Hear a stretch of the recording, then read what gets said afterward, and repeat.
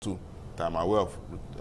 But the problem made is that we have entrenched these other policies. We have entrenched this electoral fraud, manipulation. I was at UBTH polling unit 2007 to vote. One of the years I chose to vote in Benin, so I'm going to the village.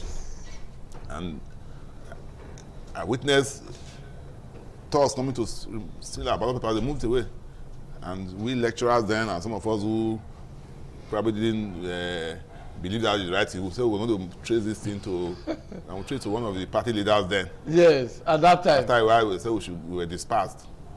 I said, of course, I don't have any other stake beyond casting my vote, and I left. So what are we saying? So from the manual voting of ballot snatching, ballots, multiple thumb printing, manipulation of electoral results, the forming state and all that, and then the manipulation of the coalition itself, Nigerians have been to lose trust in the process because there's always manipulation everywhere. Thank you. That is just the truth. Thank you. Anwanfo, that same question goes to you. So many Nigerians do not really have trust in the system, and that leads to voter apathy. Sometimes some people believe that even the outcome of election is not a true reflection of the will of the people. Is this not an anomaly in our electoral system? Yeah. You have said it all. It's an abnormal situation that we have found ourselves, because even from the process of registration of voters, if, for example, you call your neighbors and all that, there's registration going on around, the first thing they will say, will that my registration count? They will write it. So that's just the perception. That is the perception, and it is close to being the truth. I have been an opportunity to partake in some elections, and you need to see how things are just being done. It's just like a daylight robbery. You said it earlier. When we were growing up, we were seeing this issue of ballot box snatching, multiple thumb printing and all that. They've gone past that one now. The one they do now is just writing. Just write the result. The issue of having to have proof of ballot papers to be thumb printed, to be put in place and all that. They've gone past through that stage. Vote buying, you understand? Vote buying is just becoming too much, and our people are becoming aware of the situation. Look at what happened about this issue of e-transmission. You see, on Tuesday, was it on Monday or so, there was riot in Abuja. And protests. Protests. Yes. One was led by Obi, and one was led by former Rivers State Amechi, and the son. And I was very encouraged, because we used to see politicians who always gather people on the street to go on protests while their children are in Harvard University or in Oxford University. But thanks to the exemplary role played by Rotimi Amechi, and he was there. He even said it that because the young boy is a doctor, and he said that if there's any casualty, the son will assist. That is the kind of leadership we deserve in this country, because we cannot continue to remain like this. Also, let me tell you for free, with what is going on in Nigeria now, we have to be very, very careful about. We know this democracy of 1999, how we earned it. It was actually very difficult. We know we can, in retrospect, I think the army they overstayed. Yes, of course. You understand? We had a lot of people contributed by way of legislation, by way of protest, by way of even some ran away. International pressure, international pressure, and all that. At this point, we know how we end it, and now we are just joking with it as if it has nothing to do with our existence, or it must always go our way. But I want to remind Nigerians, one of the things that actually contributed to the first coup in this country was a situation like this. The January 1966 coup. A manipulation of results of election, corruption, and that is where we are today. I think we should learn from our past, Because in the real sense, you actually will not meet a normal Nigerian. Now, when I mean a normal Nigerian, not partisan person, yes, having this confidence. And the so-called partisan politicians, they are so confident, and they are so proud about this issue of fraud that is going on. Imagine somebody say, we know how we want to do them now. We know her now. 2027 is settled. Settled how? Is it not the will of the people? Is it not the vote? Are you not actually... That should count. You understand? Yeah. How can you, for example, say 2027 at any level is settled?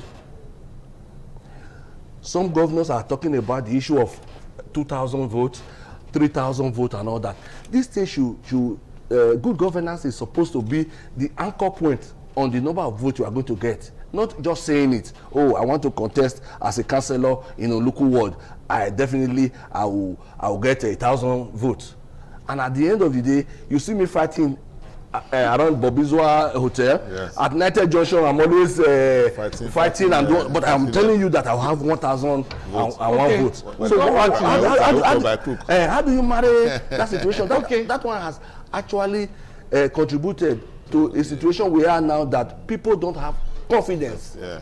It takes a lot before we convince people now to say, go and register. Thank you. We'll come back to you, but that will be after this brief break. Okay.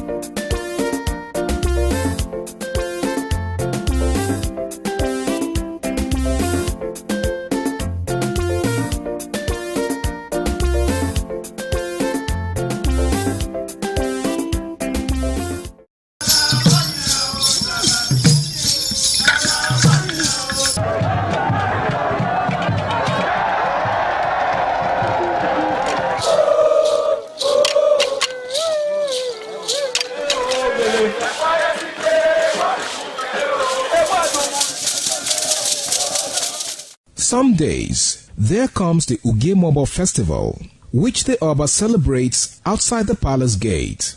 A pavilion is built of red cloth where rites are performed to drive away all evil spirits still unsatisfied by the year's sacrifices.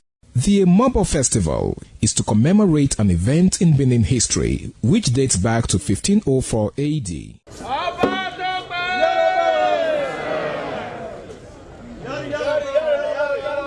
Yari yari, Oba Tope!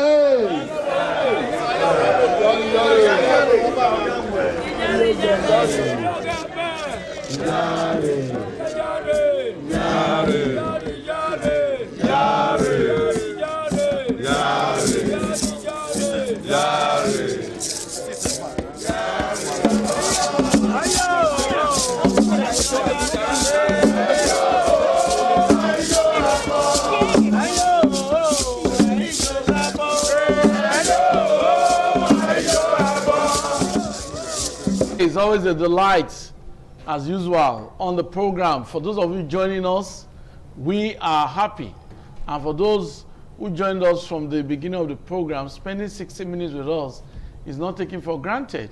We are discussing the powers, left at the disposal of INEC to determine which mode of election result transmission. Is it manually or is it through electronics? Whichever means, some Nigerians are saying we don't want to hear anything manual because they believe that manual transmission of results has taken us to the very backward level that this country is experiencing today. Though there ought to be confidence in the umpire, confidence in the officials, but Nigerians are not happy with anything manual. Senate has given such powers to INEC. 2027 promises to be interesting, and that's where I'm going to now. Okay, no problem. We saw the protests led by former Labour Party presidential candidate Peter Obi, former governor of Anambra State. We saw the protests led by former Rivers State governor and former Minister of Transport, Rotimi Amechi. Yes. Now, such protests actually, I believe they wanted to put pressure on the Senate to ensure that the will of the people is what comes out. Yes. They've done it now.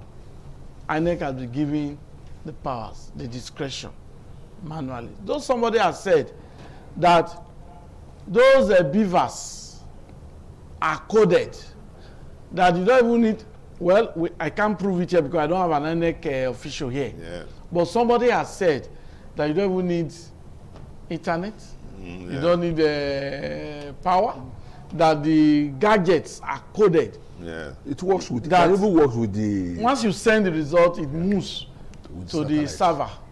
That's what the man said. But I don't know. I can't prove that. But don't you think there are going to be a lot of litigations in the 2027 election? Of course, we know that Mr. President will be seeking re-election. Yes. Some governors will be seeking re-election or election. Don't you think litigations are in the offing? Well, there will always be litigation. Okay. There will always be.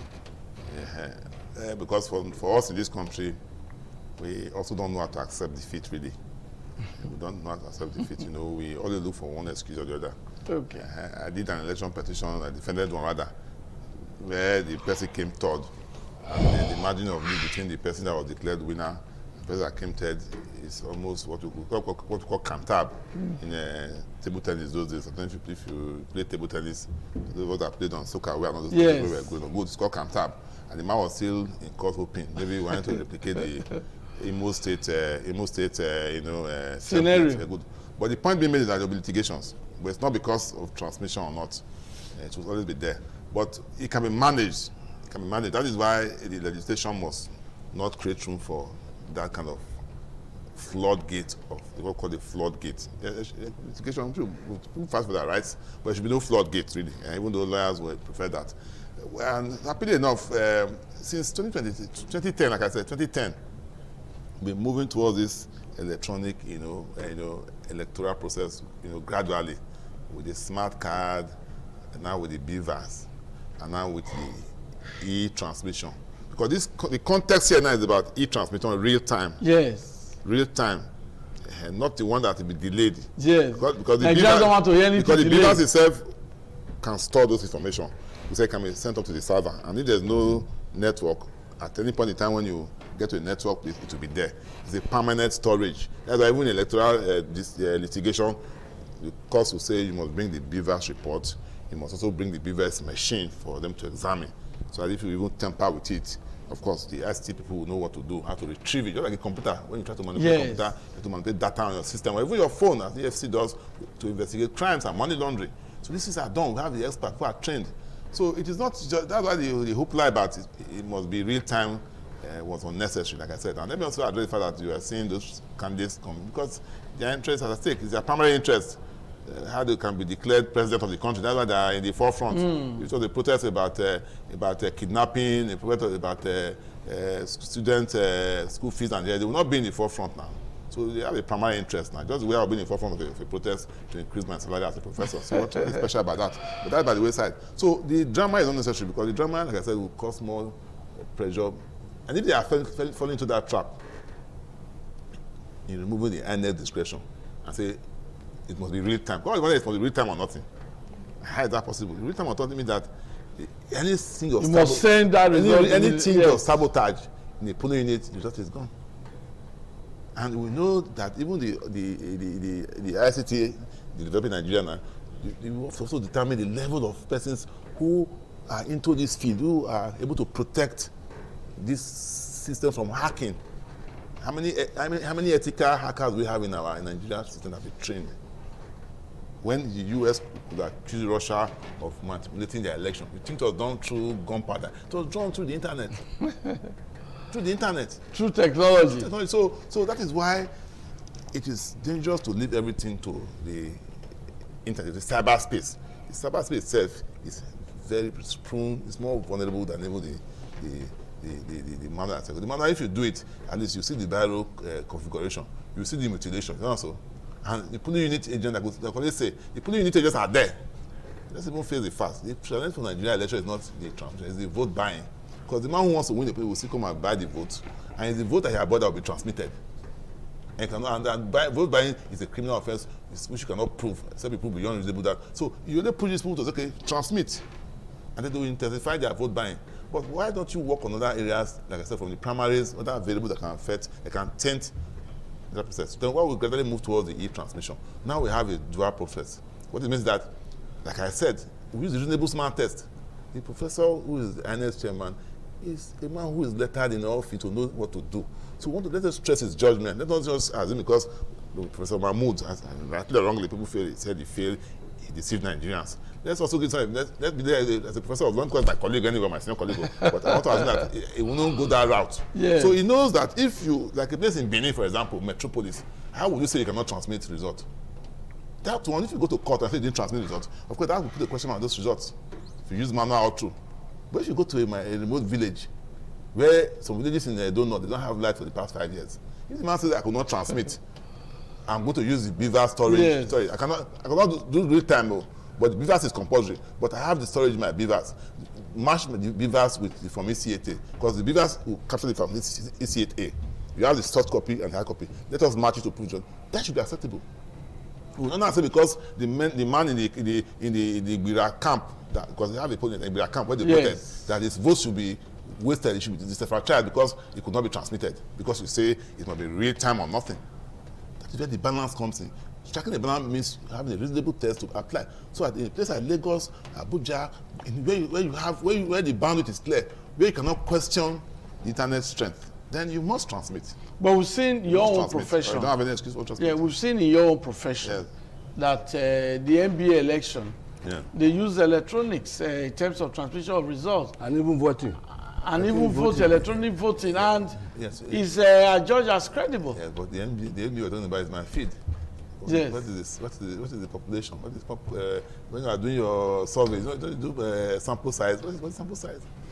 And I don't want to start mentioning the NBA publicly, but I'm sure you must have done your investigation too to know that we had issues. Okay, let's go to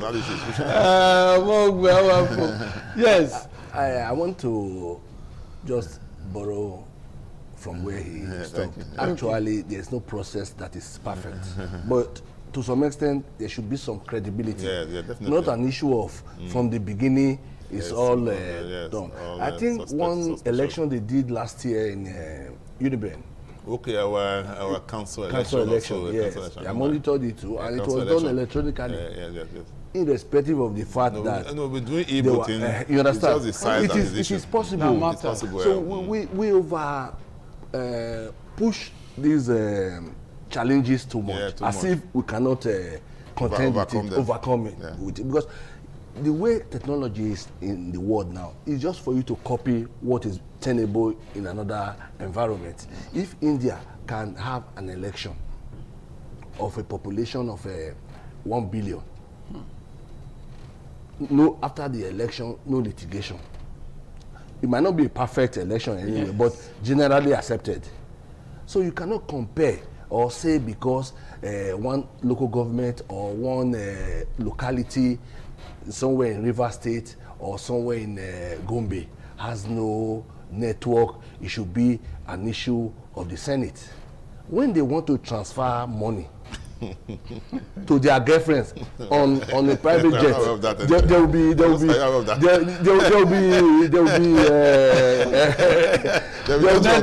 network. I hope you are not alluding to the recent social media video where a senator was massaging the leg of a woman. They all use private jets. But don't forget that they said that's AI. AI doctored the video. They all use private jets. So the issue you are talking about is not peculiar. It's not peculiar at all.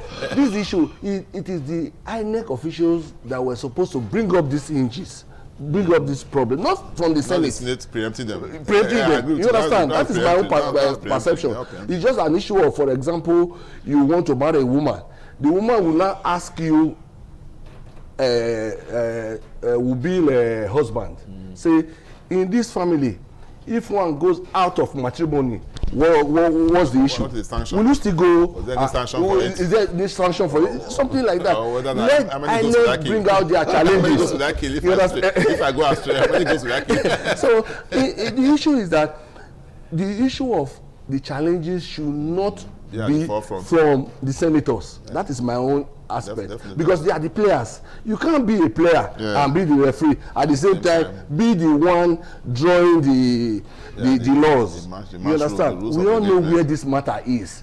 Is this issue of, you said just now that even while they tamper with results, you see the mutilation and all that. They don't do that again. No. What they do, they bring their write up from home, well typed, clean result, and clean result. Better than the one you can write even while you understand. So that is. What are they going to submit it to?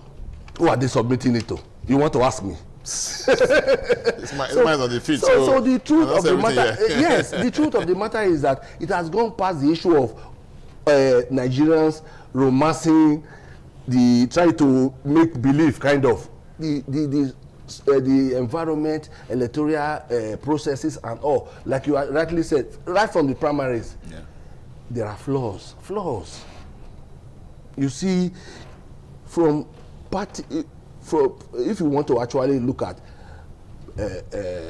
feeding a credible candidate that you, as party members, to be that you be proud of, campaign for and all that, the process should be democratic. Yeah. You understand? That's why process right from the primaries. Because the party primaries. Party primaries now in Nigeria now is just like an issue of we have said it. More like a sham. We have said, the leaders have said it. Like recently I defined democracy in Nigeria as government of the leaders, by the leaders, and for the leaders. Because it's no longer for the people. It's not by the people anymore. So the people don't have the opportunity to elect. You don't have the opportunity to elect. You don't even. So that's wrong. You don't gain from their governance. Yeah. You actually can. It's just for them and them alone. I think there should be something that should be done. That's why I was very happy on Monday when that protest came up and all that. The truth of the matter is that, you said it just now, 2027 is just a few months away. Nigerians will not take it likely to see this the issue of gross manipulations, gross inadequacies of everything. We won't take it lightly because this country belongs to all of us, Awusa. I had the opportunity to have a foreign nationally, but I didn't. I don't have any other country to call my own. So at this point, we should try, right from party primaries, the word democracy should be practiced. Not democracy of party. You understand? Okay. If any political party brings a credible candidate, a likable, acceptable candidate, people will vote. But by the time you bring one popular person, somebody, you just impose somebody at the end of the day, and you yourself, you know that this is not the right person. Then it's at that point they start to gang up and say, how will you now deliver your word? Professor, how will you now deliver your local government? And in such meeting, it's how you write the result that they discuss, not to galvanize vote, because they know that they will not vote for them. Okay, Prof, what's the way forward? Thank you, Agosa. Thank you. The way forward, like I always say, is first of all to get the right temperament towards our elections. You know, okay. And like you rightly said, the temperament starts from the players willing to play by the rules, and then also those who have played the game and probably didn't succeed should also accept their losses, in good faith when the process is transparent and credible. And then for the electoral umpire, like I did say, I expect that the team there led by the able professor and senior advocate of Nigeria, that he should move away from the distant past, or the immediate past rather, where we do things for the sake of our convenience. He has a tall order, and so this electoral process that will commence next year she will ensure that there are some improvements here and there, starting from the primaries, and then should monitor primaries and ensure that it's in accordance with the Electoral Act. And then most importantly, the election itself, at every strata of election. Maybe we'll start with the off-cycle elections we observed recently. Okay. And I'm sure we should have one off-cycle governorship before the issues. Ekiti also should test run this real-time transmission. Test run it in all the points and wards. The areas that cannot be transmitted, if you now do the manual, let's see the level of acceptance from the party agents who are the polling units, the candidates themselves. Test run it, but he must, as a dynamic person I know he is, work on the mantra of e-transmission of results. Because he has been given the discretion. But what it means that you are supposed to use your reasonable standard, like I said, your skill, to ensure that you do not say because I have the discretion, you now fail to do what needs to be done. Because the way forward is e-transmission, is the global practice. So don't look for excuses. Like he said, don't look for excuses. Don't get pressured by any party or any interest group to now jettison that aspect. Even when money has been voted for it, as we saw during the last election, huge sums of money voted. Get the best, equipment, improve your equipment, get trained staff, get enough ethical hackers, staff that can protect your system from being hacked if that is the fear they have expressed. Also deploy, work with the NCC, Nigeria Communications Commission and all that, work with the so that this fiber cable that are laying everywhere, that we have coverage in all nooks and crannies. And if you have a polling unit that is not covered by covered in the cyberspace, move it away from there and take it to where there's a network. You can merge polling units in a place where you have network, so that you can have real-time transmission, which you have been given the power to do by the Electoral Act. But what I kept saying was that it is not a question of thou must transmit, or heavens will fall, as people were expecting it to be done in the Act. The law must not provide for everything. The law is organic. The law is a template, it's a working document. You now have guidelines, you have regulations, what we call subsidiary legislations that will not galvanize the enforcement of such laws or its implementation. Where I expect my senior advocate to come in and make the difference. Okay, thank you very much. I want for us to conclude your closing remarks. Nigerians, like we have always said, that there's no election that is perfect. We should at least try as much as possible to still have confidence a little bit, because not participating is worse than the other way. Because it's good to participate and look at and see. Because if we don't participate, if we don't come out for election, it is more grievous, and the issue of rigging such election is higher. So, and I'm sure that Nigerians come 2027, they will come out en masse to vote for the candidate of their choice. And like our professor has said, let us keep a watch at on the umpire. And from what I've read about him, he has some name to protect too. Okay. Do you think we still have real credible multiple party system in Nigeria as we plan towards 2027? No, the 2027 election, as regards the presidential, is going to be like a two-horse race, kind of, the coalition and the APC. And if you look at the parties and the personalities in the coalition now, I think the APC has they have to go and do a lot of homework. They have a work on their hands. Yes. Okay. Because it will never be, and it will not be business as usual. As usual. Well, what we see is we are just recycling politicians. Okay, well, that's a different topic. Because some of these politicians have been in another party. They just move, for the sake of, they have their own agenda. That's 1999 too. Some will tell you, Operation Rescue Nigeria, Operation Do This, why the ruling party is saying, oh, we are doing well, I saw a video on Instagram where the president said, oh, I will provide so and so. If I don't provide so and so, you know what to do. Things like that. People are recalling all these things.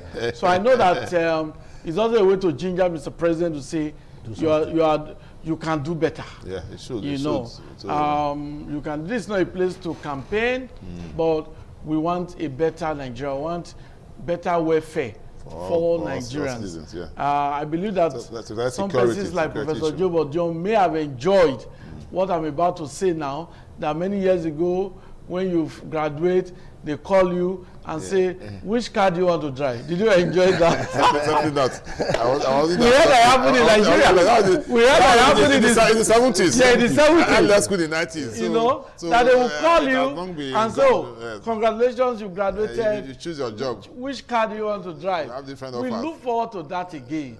We also know that so many though. years ago, University of Benin and federal universities had catering departments. Yeah, meal tickets, free tickets. Where students are given tickets, they go there, they present their ticket, and they are served. And the first riot in UI, one of the riots in UI was because they stopped giving them food chicken. You see that? When things were getting bad, okay, let us be sharing, and students protested. So we look forward to that. But some parents now, even when they used to wait till Christmas Day to buy chicken, now they can't even buy. It's as bad as that. But the government has promised to fix all economic woes. We look forward to that. On that note, I thank my guests for being a part of the program. And the viewers, thank you for being a part of 60 Minutes Nigeria, this week's edition. By the grace of God, next week, we'll be looking at another topic. Do have a wonderful weekend. Bye-bye.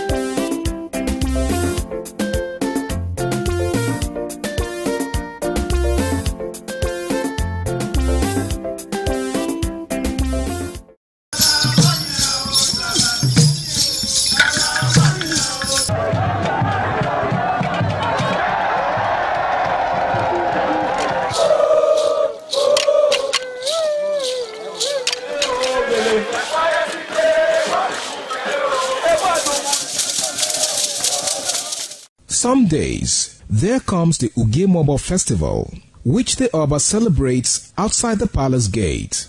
A pavilion is built of red cloth where rites are performed to drive away all evil spirits still unsatisfied by the year's sacrifices. The Ugemobo Festival is to commemorate an event in Benin history which dates back to 1504 AD.